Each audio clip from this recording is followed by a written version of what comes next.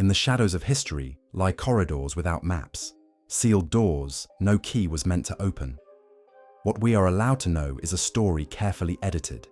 What remains buried hums beneath the silence like a machine left running long after its operators have gone.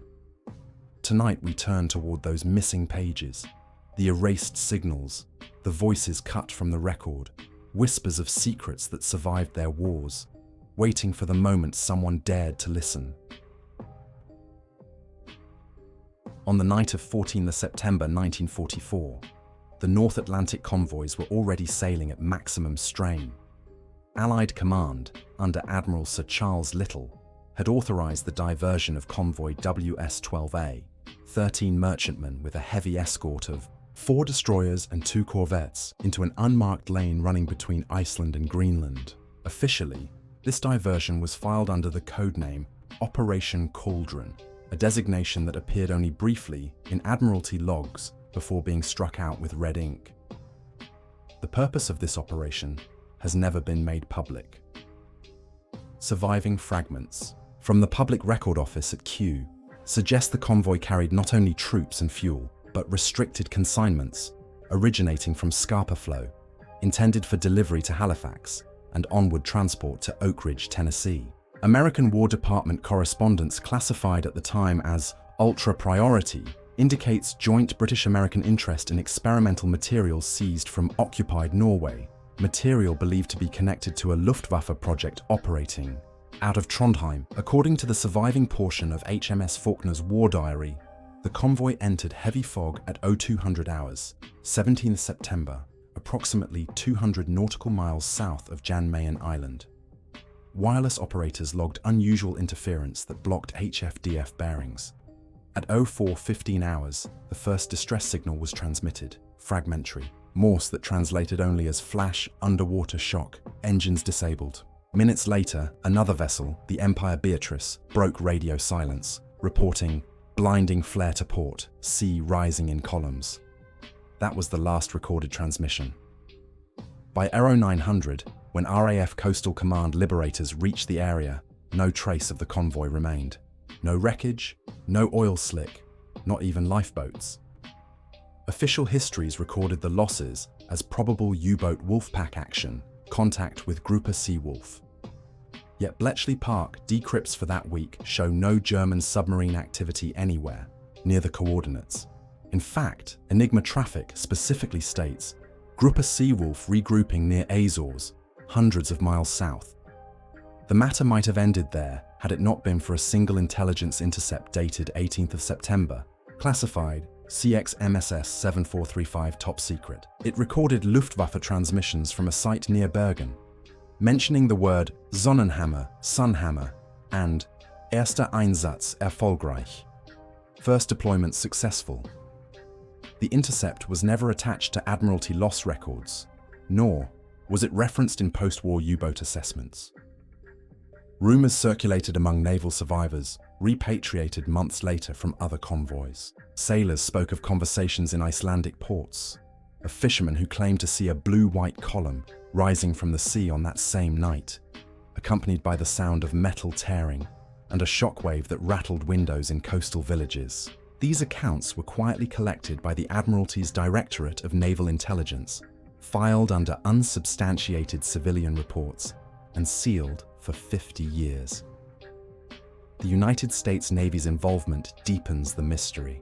In 1946, as part of the Joint Intelligence Objectives Agency, a memorandum titled Possible Axis Hydrosonic Research surfaced, linking Operation Cauldron's disappearance to acoustic shock experiments conducted by Kriegsmarine Research units at Heligoland and Bergen. The memo was stamped, "Destroy after reading." It was not destroyed. A faded carbon copy remained misfiled in the National Archives until rediscovered in the 1980s. Official British response after the war was silence. The Ministry of Defence, when questioned during the 1970s by families of the lost crew, repeated the statement, "All evidence indicates loss due to submarine action. No further comment." Yet internal notes reveal that the MOD conducted seabed surveys at the reported position in 1967 under the guise of mapping telegraph cables. Divers found no wrecks, leading to speculation the convoy may have been destroyed over a broader area or hauled under in a manner inconsistent with torpedo strikes. Some historians suggest the convoy's true purpose was never troop or fuel transport, but transfer of captured German technology, possibly related to the so-called Schallkanon, an acoustic weapon project documented only in fragments among SS archives seized near Prague.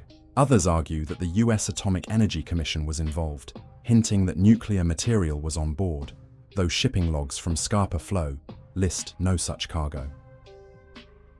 One name recurs: Captain Reginald Harker, liaison to British intelligence, whose signature appears on several erased convoy manifests.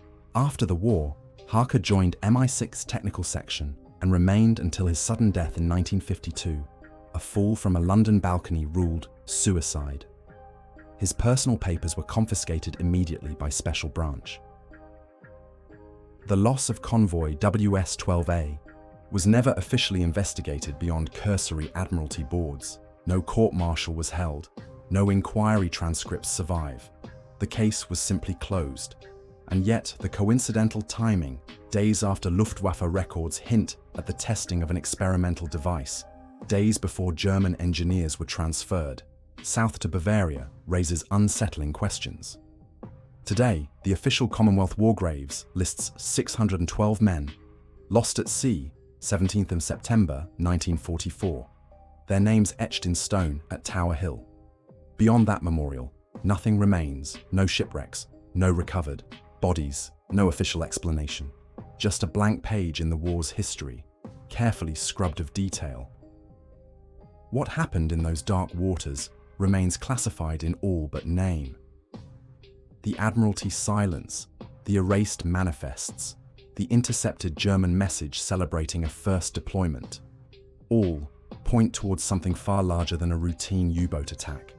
A convoy erased, not by chance, but by the deliberate testing of a weapon the world was never meant to see. In the silence of the North Atlantic, Operation Cauldron was sealed shut, its truth sunk deeper than the ships themselves.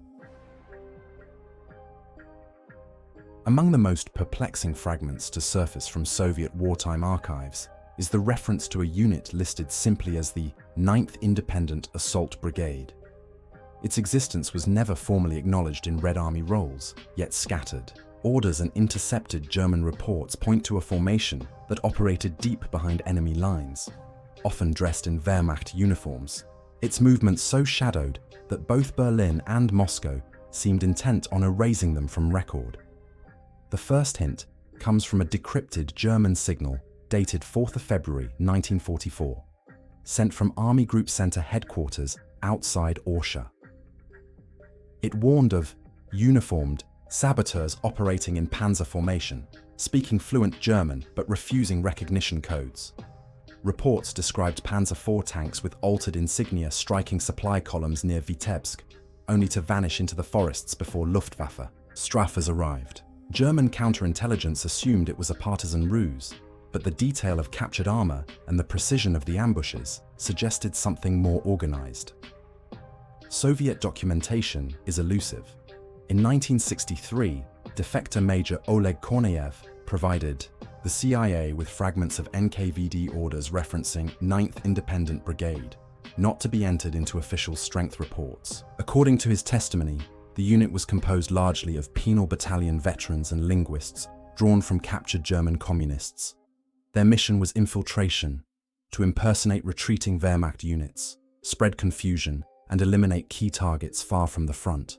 Korneyev described training facilities at Ryazan and Kalinin, where selected troops learned Bavarian dialects, panzer maintenance, and German field doctrine. When Berlin fell in May 1945, records of this brigade should have ended. But 10 years later, Western intelligence began noting disturbing echoes. During the Hungarian uprising of October 1956, NATO monitoring stations in Austria reported the sudden appearance of Soviet armored units advancing on Budapest without insignia, their tank crews communicating in what was described as native-sounding German. Refugees claimed that among the forces suppressing street fighters were men dressed as Wehrmacht veterans, some even wearing altered field grey uniforms. Official Soviet orders of battle list only regular Red Army divisions, yet Western reports flagged these unidentified detachments as phantom armor. The Americans grew suspicious. A declassified 1957 CIA memorandum titled "The Reappearance of the 9th Independent Brigade" collated testimony from Hungarian insurgents, German émigrés in Vienna, and intercepted Soviet field communications. Several reports claimed to hear Russian commands suddenly switched to fluent German, with tactical terminology lifted directly from Wehrmacht manuals. One informant described captured insurgents being interrogated in perfect Bavarian, then transferred onto trucks with license plates filed off. Why would the Soviets maintain such a unit a decade after the Reich's collapse? Analysts suggested psychological warfare. By unleashing ghostly German units against restive populations, Moscow could sow confusion, blur enemy identifications, and disguise the true scale of Soviet involvement. Others argued it was a covert counterinsurgency formation, honed in the chaos of occupied Belarus, and later retooled for Eastern Bloc crises. Yet the strongest evidence of the brigade's shadowy continuity comes not from Budapest, but from East Germany in 1961. During the weeks preceding the erection of the Berlin Wall, American observers noted unmarked armored convoys moving through Brandenburg at night, their tanks bearing hastily painted Balkenkreuz insignia. Locals later reported that entire villages awoke to see German tanks on their streets, only to realize they were Soviet models crudely disguised. Western analysts interpreted it as a psychological operation to blur responsibility for sudden crackdowns. No names of officers associated with the 9th Independent Brigade survive, save one. In a captured East German Stasi file dated 1972, the EP name Colonel Sergei Antonovich Rudenko appears alongside the codename Gruppe Adler. Rudenko had served as a counterintelligence officer in the NKVD's Smersh Directorate during the war. His sudden reassignment to Special Armored Operations in 1944 coincides precisely with the first reports of the Phantom Panzer unit. Rudenko died in 1975 in what was officially described as a motor accident. His personal archive was seized immediately by the KGB and has never been released. Soviet veterans interviewed after 1991 spoke hesitantly, if at all. Some admitted to hearing of brigades that were not brigades, units whose existence was whispered but never acknowledged. Others dismissed it as a myth, an invention to terrify both Germans and Soviet soldiers alike. Yet the consistency of German accounts from 1944, the CIA intercepts from 1956, and the unexplained convoys in East Germany in 1961 all suggest the same invisible thread. If the 9th Independent Assault Brigade truly existed, it was a weapon forged in secrecy and discarded in silence. Its battlefield was confusion, its uniform that of the enemy. Its loyalty owed not to the Soviet High Command's books, but to the dark corridors of intelligence. In the landscape of the Cold War, where truth was sculpted as carefully as propaganda, such a formation could live and die without ever officially existing. Today, the brigade is absent from every Russian military archive. Its designation never appears in the Central Armed Forces Museum. Yet in the oral histories of Belarusian villages, in the classified margins of NATO reports, and in the eyes of Hungarian survivors who swore they saw Germans return to crush them a decade after the Reich fell, Moscow's Ghost Division remains, not as an entry in an order of battle, but as a shadow that outlived the war that created it. In the final weeks of the war, as the Third Reich collapsed in on itself, Allied engineers pushing into southern Germany stumbled upon a series of subterranean fortifications hidden beneath the dense forests near Berchtesgaden. Official reports described them only as standard Wehrmacht supply bunkers, but the sheer scale of the concrete structures, corridors reinforced with steel thicker than any frontline bunker, told another story. And then there were the doors, vast blast shutters, welded shut from the inside, sealed so completely that engineers judged it would take weeks of demolition charges to break through. The US Army Corps of Engineers, under Colonel Henry McCoy, noted in his after-action report, dated 12th of May 1945. Interior compartments, access denied. Markings suggest segregated storage of equipment non-standard to German ordnance. That report was quietly classified and filed away. The location was strategic. Just 15 kilometers from Hitler's mountain retreat at the Obersalzberg, the complex lay at the junction of rail lines that could carry material south through the Brenner Pass into Italy or north toward Munich. Luftwaffe architectural blueprints, later discovered in Augsburg, pointed to a network of Sonderanlagen, special installations, commissioned under the authority of Reich Minister Albert Speer. The documents, dated March 1945, mention transfers from Messerschmitt's Augsburg facility to Depot Oberhang Sector B, with cryptic references to Versuchsantriebe, experimental propulsion systems.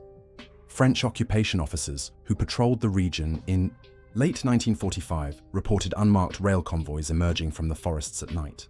Lieutenant Jacques Morel of the 2nd Armored Division described in a field report, convoy of sealed freight wagons, no insignia, escorted by American jeeps, departed direction Brenner, civilian population restricted from area. When Morel attempted to follow up, his report was struck from the division log. The carbon copy survived only because he mailed it to his brother in Marseille, where it was discovered decades later. Local residents remembered the strange activity too. Farmers in Ramsau recalled the sound of heavy machinery echoing from underground long after the war had supposedly ended. A retired schoolteacher, interviewed in 1962, insisted he saw cranes lifting metal crates from the forest clearings in June 1946, crates stamped not with swastikas, but with American inventory codes. When questioned later, US officials insisted the bunkers were routine Wehrmacht supply depots under investigation. The truth may lie in the classified engineering surveys conducted during Operation Dustbin, the Allied interrogation of German industrial specialists. In one transcript, engineer Karl-Heinz Lutzke, formerly of Messerschmitt, described long-range propulsion experiments transferred south as late as April 1945. Lutzke claimed he personally supervised shipments labeled Project Morgenrot, Project Sunrise, and that they were too important to fall into Soviet hands. When pressed by British interrogators, he fell silent, refusing further detail. The transcript ends abruptly with the note, "Subject removed to American custody." He was never heard from again. The sealed bunkers themselves were never fully opened. A memorandum from the US Army Corps of Engineers in 1947 states, "Interior weldings remain intact. Decision: site to be sealed, pending further directives." Instead of demolition, the entrances were buried under tons of earth and camouflage netting. By the time Bavaria was turned back to German civilian control, no official record of the installations remained. Local maps erased their coordinates entirely. Speculation grew as fragments surfaced during the Cold War. In 1959, declassified CIA files referenced unresolved storage of classified materials in Bavaria, designated Subject F-97. In 1974, West German intelligence flagged unexplained radiation spikes near Berchtesgaden, traced to abandoned Wehrmacht infrastructure. Nothing was publicly admitted. What had been stored there? Some researchers argue it was jet engine prototypes, Heinkel, and Messerschmitt's experimental aircraft designed to counter the Allied bombing campaign. Others point to documentation of the Amerika Rakete, a long-range ballistic missile intended to strike the United States. Projects that vanished from German archives in April 1945. But there is also the darker possibility that the sealed vaults contained material beyond conventional rocketry. Allied technical teams scouring occupied Norway uncovered references to Todesstrahlen, death rays, and anomalous wave experiments along the fjords. If such prototypes existed, Bavaria would have been the last safe haven to conceal them before Soviet forces advanced. The silence surrounding the bunkers deepened after 1949, when NATO began fortifying West Germany as a Cold War frontline. Declassified Bavarian land records show the plots above the installations were transferred quietly to the Bundeswehr, but fenced off and left undeveloped. Locals called the area Die Verboten Wälder, the Forbidden Woods. Rumors spread of engineers, escorted by American officers conducting night surveys into the 1960s, only to vanish without announcement. One final clue emerged in 1991, after the collapse of the Soviet Union. Among the troves of captured German files stored in Moscow was a folder marked Bunker Oberhang. Inside were blurred reconnaissance, photographs of enormous underground doors, annotated in Cyrillic with the words, "Not explosives," sealed from inside. The folder contained a single Luftwaffe memo, dated 28 April 1945, signed by General Feldmarschall Milch. Final consignments secured. Entrances closed as instructed. Await further authority. No further authority ever came. Whatever was, sealed inside those Bavarian vaults, remains there still, or was extracted under the cover of occupation, carried away in the dead of night, under the watch of Allied convoys. Today, the site is a quiet stretch of forest, the ground concealing steel doors that have not been opened in 80 years. The coordinates remain redacted from every declassified map, as if to remind us that some chapters of the war were not closed, only buried. In the silence of those sealed bunkers, history itself has been locked away, an archive of metal, fire, and fear hidden beneath Bavaria's mountains, waiting in the dark. By June 1942, the island of Malta was starving under the heaviest siege of the war. Axis air raids from Sicily and Sardinia rained down day and night, and the Royal Navy bled convoy after convoy in desperate attempts to keep the garrison alive. One such effort, Operation Harpoon, sailed from Gibraltar on 12th of June, consisting of 6 merchant ships and a heavy escort under Vice Admiral Alban Curtice. The official record tells of disaster. Italian torpedo bombers, E-boats, and coastal artillery shattered the convoy as it pressed through the Sicilian Narrows. 4 merchantmen were sunk, and only 2 reached Valletta, limping into Grand Harbour, battered and ablaze. To this day, histories call Harpoon a failure, yet scattered documents suggest that Harpoon's real objective went far beyond food and ammunition. A classified Admiralty directive found in a misfiled box at the Public Record Office in the 1980s contained a single line: priority cargo X-24 crates to be delivered intact, Valletta, under SOE supervision. The directive bore the signature of Lord Louis Mountbatten, Chief of Combined Operations, and was marked "Most Secret, Destroy After Reading." What were the X-24 crates? Surviving entries from RF Squadron 69's operations diary hint at unusual cargo loaded at Gibraltar 2 days before departure. Sealed wooden cases, non-ordnance, consignment accompanied by SOE courier Major H.L. Denham. Denham, whose service record is otherwise unremarkable, disappears from all rolls after 1942. No citation of death, no demobilization papers. His name was simply excised. During the convoy's passage, Italian and German forces concentrated their attacks with uncanny precision. Luftwaffe Ju-88 bombers struck at dawn on 14th of June, followed by waves of Savoia Marchetti torpedo planes. The SS Chant, one of the cargo ships believed to be carrying the X-24 consignment, was hit amidships and exploded in a column of flame so intense that witnesses aboard HMS Liverpool reported the sea itself burned with unnatural colour. Survivors from the Chant, few as they were, later spoke of guards on deck trying to jettison certain crates overboard before the final torpedo struck. Axis propaganda soon boasted of capturing British terror weapons. A Radio Rome broadcast on the 16th June declared, "The convoy carried engines of destruction meant for our cities. These have been seized intact and are now in safe hands of the Reich." No Allied communique ever addressed the claim. At the Nuremberg trials 3 years later, German naval officers hinted under cross-examination at devices retrieved from a Malta-bound convoy, but the judges pressed no further.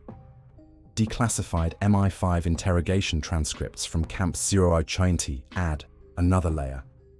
One Italian naval prisoner, Lieutenant Paolo Mancinelli, claimed his unit helped tow strange crates, heavier than any ammunition, lifted from a crippled freighter.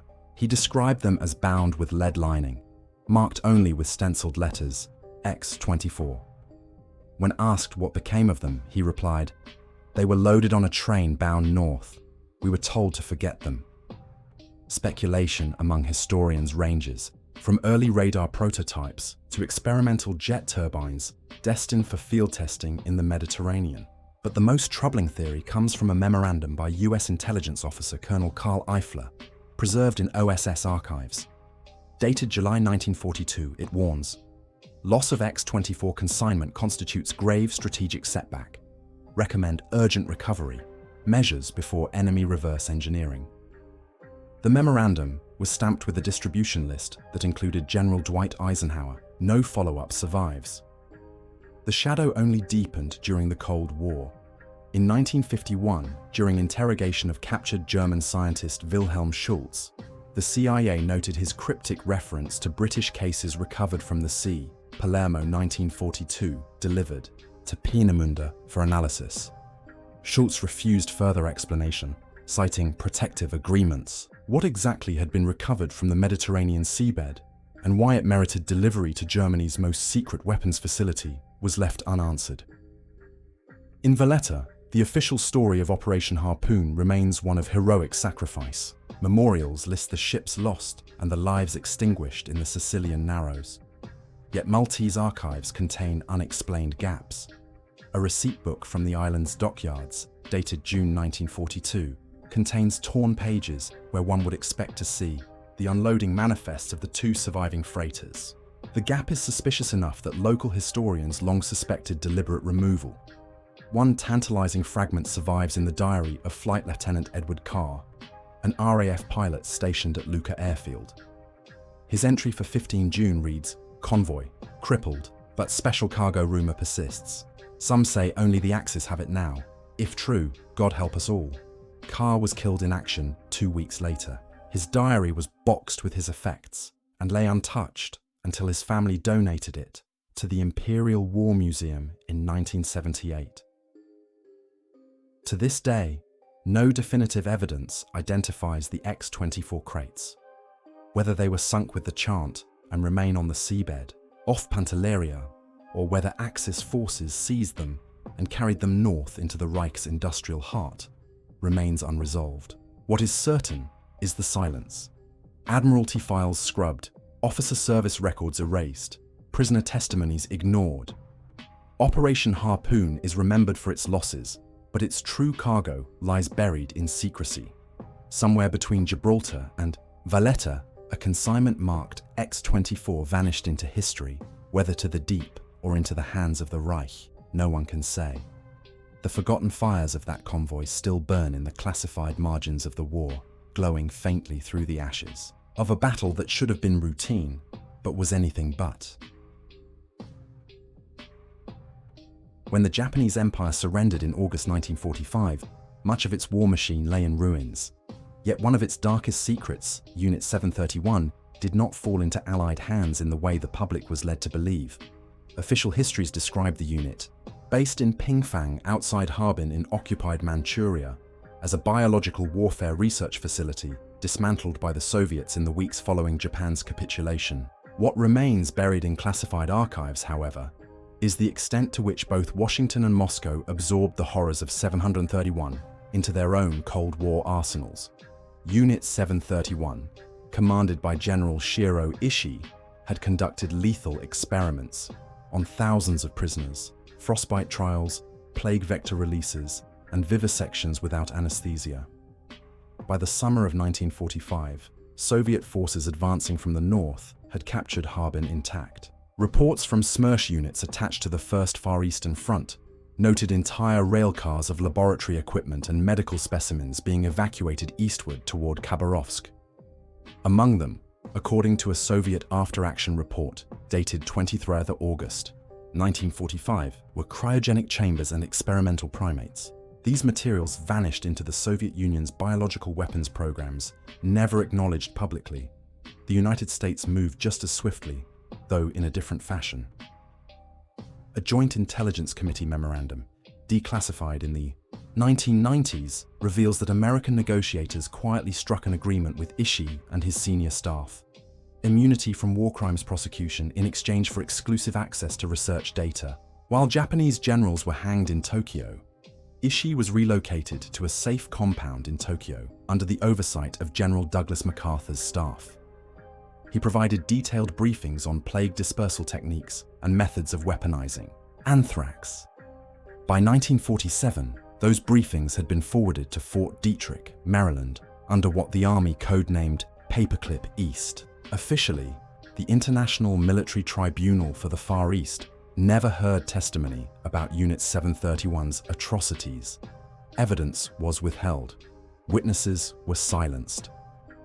The Soviet Union staged its own trial in Khabarovsk in December 1949, convicting a handful of low-ranking doctors. Yet Western intelligence regarded that trial as propaganda, never acknowledging that the Soviets had seized their own troves of 731 data. Through the 1950s and 1960s, unexplained outbreaks began surfacing near Soviet-closed cities. Declassified CIA surveillance flights over Kazakhstan recorded villages suddenly quarantined, with local populations evacuated under military guard. U-2 reconnaissance photographs taken in 1958 show temporary field hospitals erected around Stepnogorsk, coinciding with outbreaks of what reports described as hemorrhagic fevers of unknown origin. Analysts in Langley noted the disturbing overlap between Soviet research sites and regions once receiving shipments from Harbin. In the United States, similar shadows emerged. Former Fort Detrick staff testified in the 1970s Church Committee hearings that Japanese data on plague flea dispersal was integrated into American aerial munitions testing at Dugway Proving Ground in Utah. One whistleblower, Dr. Norbert Fell, claimed that certain pages of Ishii's reports were kept in a safe-marked "Do Not Circulate, Presidential Authority Required." Fell disappeared in 1975, officially listed as a drowning victim in the Potomac. The victims of Unit 731, the Chinese peasants, Soviet POWs, and Korean laborers who perished in its laboratories, received no justice. Their fates were swallowed by Cold War necessity. In 1982, Chinese archivists uncovered mass graves near Pingfang, containing remains consistent with human experimentation. Requests for joint investigation were quietly shelved when both Washington and Moscow declined cooperation. A classified US Embassy cable from that year summarized the situation bluntly. No party wishes public exposure of post-war integration of 731 materials. Perhaps the most chilling evidence of 731's survival came during the Vietnam War. North Vietnamese doctors reported unusual disease outbreaks in combat zones in 1967 to 68, outbreaks that mirrored case studies from Ishii's reports. Hanoi publicly accused the United States of deploying biological agents. Washington denied the charges, dismissing them as propaganda. Yet internal Pentagon briefings acknowledged biomedical anomalies requiring further review. The Soviets, for their part, carried their legacy of 731 into the massive biopreparat program of the 1970s.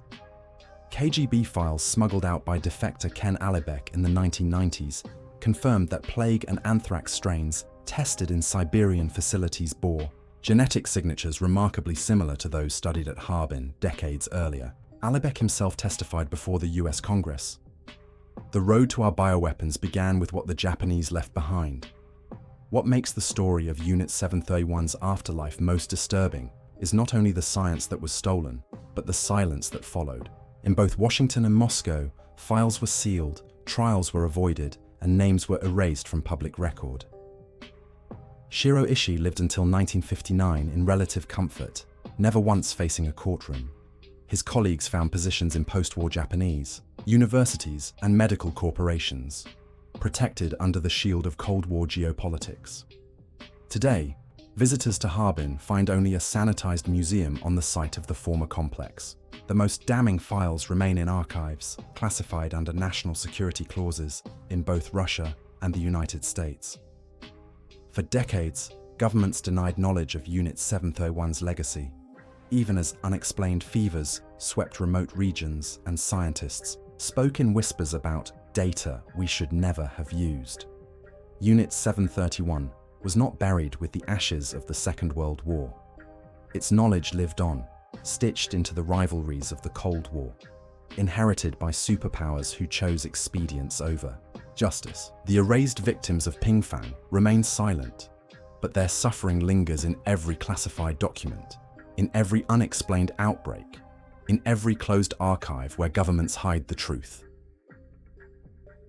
The Cold War may be over, but the remnants of Unit 731 still pulse beneath it, a legacy of horror traded like currency, never admitted, never fully erased. The documents close, the reels fall silent, and the lights dim.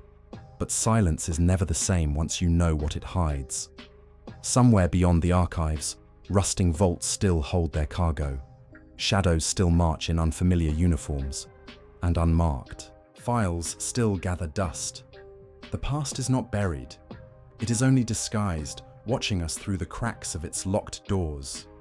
The question is not whether these secrets remain, but how much longer they will stay hidden.